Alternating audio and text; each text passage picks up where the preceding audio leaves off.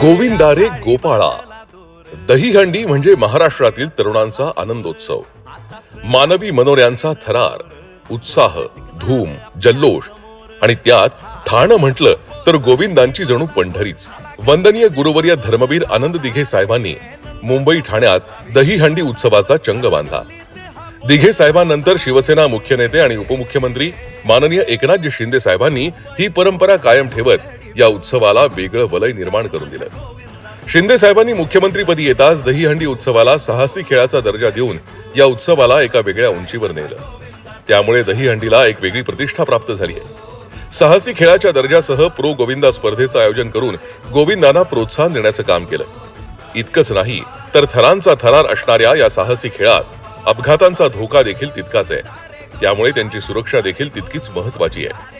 याच विचारातून शिंदे साहेबांनी गोविंदांना विमा संरक्षण देण्याचा महत्वपूर्ण निर्णय घेतला.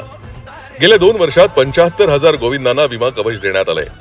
यंदा शिंदे साहेबांच्या पाठपुराव्यामुळेच दहीहंडी उत्सवासाठी ही संख्या दुप्पट करून 1.5 लाख गोविंदांना विमा संरक्षण देण्याचा निर्णय घेण्यात आलाय.